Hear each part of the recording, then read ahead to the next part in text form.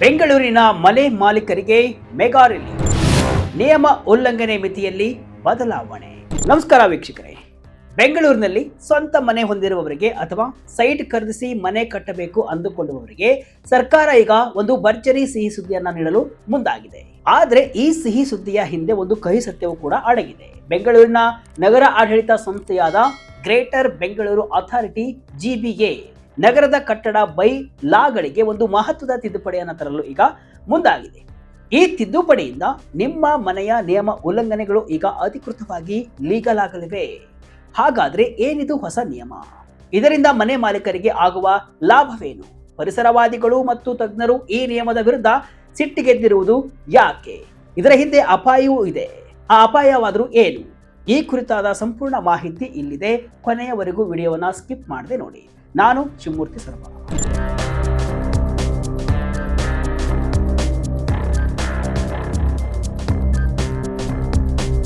S ವೀಕ್ಷಕರೇ, ನೀವು ಬೆಂಗಳೂರಲ್ಲಿ ಮನೆ ಕಟ್ಟುವಾಗ ಪ್ಲಾನ್ ನಲ್ಲಿ ಇದ್ದಕ್ಕಿದ್ದಂತೆ ಸ್ವಲ್ಪ ಅಕ್ಕಪಕ್ಕದ ಜಾಗ ಬಿಡೋದು ಮರ್ತಿರ್ತೀರಾ, ಅಥವಾ ಸ್ವಲ್ಪ ಹೆಚ್ಚು ಏರಿಯಾ ಬಿಲ್ಟ್ ಅಪ್ ಮಾಡಿರ್ತೀರಾ.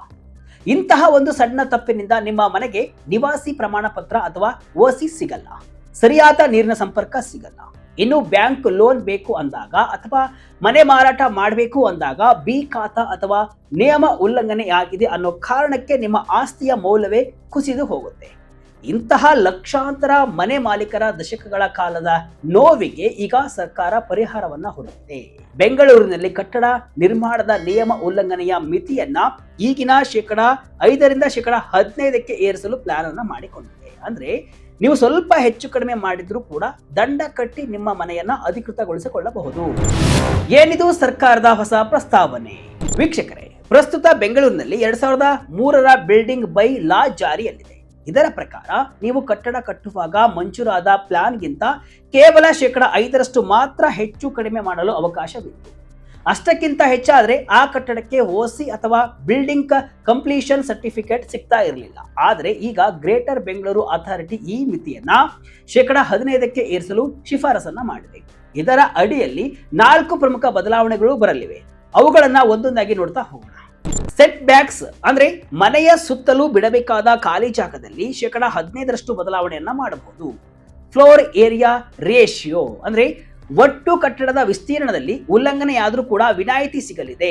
ಇನ್ನು ಫ್ಲಾಟ್ ಕವರೇಜ್, ನಿವೇಶನದ ಮೇಲೆ ಎಷ್ಟು ಭಾಗದಲ್ಲಿ ಕಟ್ಟಡ ಕಟ್ಟಬಹುದು ಎಂಬ ನಿಯಮದಲ್ಲೂ ಕೂಡ ಕೊಂಚ ಸಡಿಲಿಕೆ ಇರಲಿದೆ. ಇನ್ನು ಕಟ್ಟಡ ಎತ್ತರ, ಪ್ಲಾನ್ಗಿಂತ ಸ್ವಲ್ಪ ಎತ್ತರವನ್ನ ಕಟ್ಟಿದ್ರೂ ಕೂಡ ಈಗ ಅದು ಲೀಗಲ್ ಆಗುವ ಸಾಧ್ಯತೆ ಇದೆ. ಇದಕ್ಕಾಗಿ ಸರ್ಕಾರ ಒಂದು ನಿರ್ದಿಷ್ಟ ಕಂಪೌಂಡಿಂಗ್ ಫೀ ಅಥವಾ ದಂಡದ ವ್ಯವಸ್ಥೆಯನ್ನು ಕೂಡ ತರಲಿದೆ. ಅಂದ್ರೆ ನಿಗದಿತ ದಂಡ ಕಟ್ಟುವ ಮೂಲಕ ನಿಮ್ಮ ಉಲ್ಲಂಘನೆಯನ್ನ ಅಧಿಕೃತಗೊಳಿಸಿಕೊಳ್ಳಬಹುದು.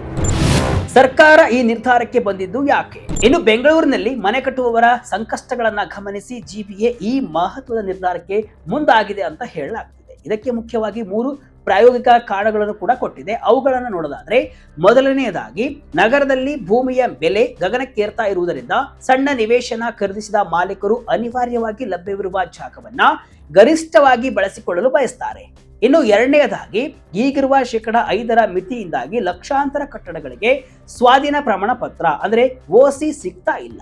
ಇದರಿಂದಾಗಿ ನೀರು ಮತ್ತು ವಿದ್ಯುತ್ನಂತಹ ಮೂಲ ಸೌಕರ್ಯಗಳನ್ನ ಅಧಿಕೃತವಾಗಿ ಪಡೆಯಲು ಜನರು ಹರಸಾಹಸವನ್ನ ಪಡ್ತಿದ್ದಾರೆ. ಇನ್ನು ಮೂರನೆಯದಾಗಿ, ಇತ್ತೀಚೆಗೆ ಜಾರಿಗೆ ಬಂದಿರುವಂತಹ ಈ ಖಾತಾ ವ್ಯವಸ್ಥೆಯಲ್ಲಿ ದಾಖಲೆಗಳ ಪರಿಶೀಲನೆ ಅತ್ಯಂತ ಕಟ್ಟುನಿಟ್ಟಾಗಿದೆ.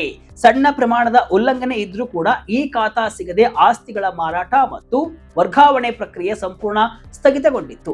ಈ ಎಲ್ಲಾ ತಾಂತ್ರಿಕ ಅಡೆತಡೆಗಳನ್ನ ನಿವಾರಿಸಿ ಜನಸಾಮಾನ್ಯರಿಗೆ ನೆಮ್ಮದಿ ನೀಡಿ ಜನಸ್ನೇಹಿ ಆಡಳಿತ ನೀಡಲು ಈ 15% ಉಲ್ಲಂಘನೆ ಮಿತಿಯ ಪ್ರಸ್ತಾವನೆಯನ್ನ ತರಲಾಗ್ತಿದೆ ಅಂತ GBA ತಿಳಿಸಿದೆ.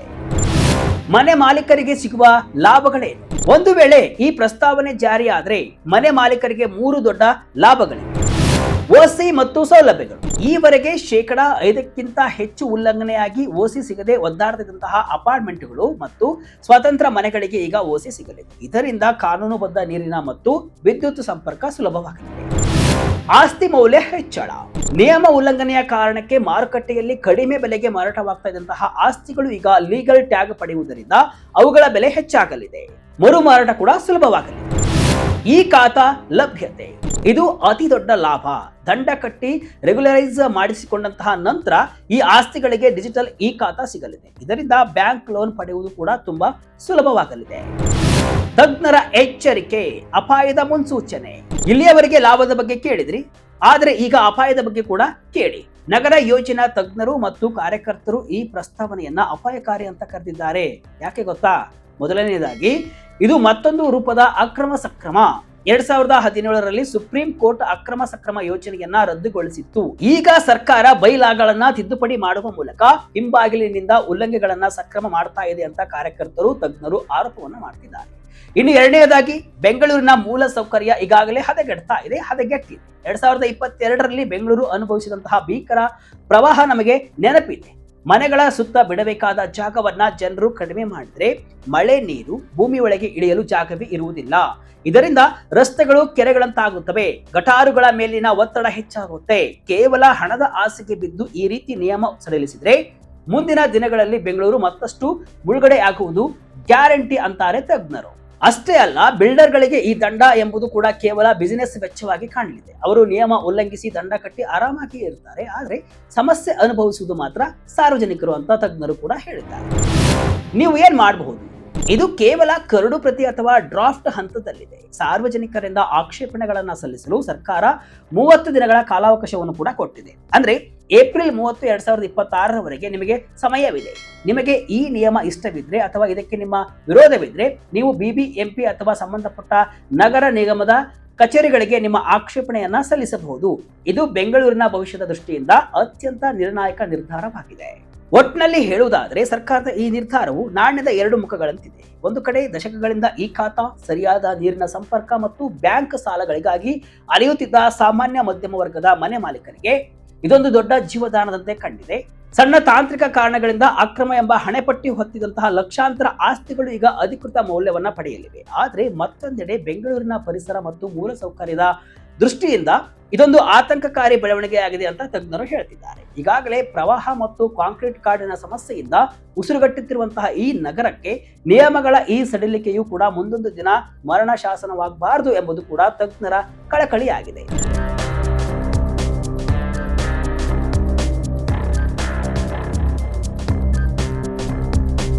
ಈ ಪ್ರಸ್ತಾವನೆಯ ಬಗ್ಗೆ ಸಾರ್ವಜನಿಕರು ಗಂಭೀರವಾಗಿ ಯೋಚಿಸಬೇಕಾದ ಅಗತ್ಯವೂ ಕೂಡ ಇದೆ. ಹಾಗಾಗಿ ನಿಮ್ಮ ಅಭಿಪ್ರಾಯ ಅಥವಾ ಆಕ್ಷೇಪಣೆಗಳನ್ನು ಸಲ್ಲಿಸಲು ಏಪ್ರಿಲ್ 30ರವರೆಗೆ ಅವಕಾಶವನ್ನ ಕೊಟ್ಟಿದೆ. ಹೀಗಾಗಿ ನಿಮ್ಮ ಅಭಿಪ್ರಾಯ ಅಥವಾ ಆಕ್ಷೇಪಣೆಗಳನ್ನು ಸಲ್ಲಿಸಲು ಏಪ್ರಿಲ್ 30ರವರೆಗೆ ಅವಕಾಶವನ್ನ ಕೊಟ್ಟಿದೆ. ಅಷ್ಟರೊಳಗೆ ನಿಮ್ಮ ಅಭಿಪ್ರಾಯಗಳನ್ನ ತಿಳಿಸಿ. ಈ ಪ್ರಸ್ತಾವನೆ ಮುಂದೆ ಯಾವ ಹಂತಕ್ಕೆ ಹೋಗಿ ಮುಟ್ಟಲಿದೆ ಎಂಬುದನ್ನ ಕಾದು ನೋಡಬೇಕಾಗಿದೆ. ಇದಿಷ್ಟು ಇವತ್ತಿನ ವಿಶೇಷ. ಇದೇ ರೀತಿ ಹಲವು ವಿಶ್ಲೇಷಣೆ ಮಾಹಿತಿ ಅಷ್ಟೇ ಅಲ್ಲ, ಮನೋರಂಜನೆಯ ವಿಡಿಯೋಗಳಿಗಾಗಿ Vijaya Karnataka website, Facebook, YouTube page ಅನ್ನ ಫಾಲೋ ಮಾಡಿ. ಧನ್ಯವಾದಗಳು.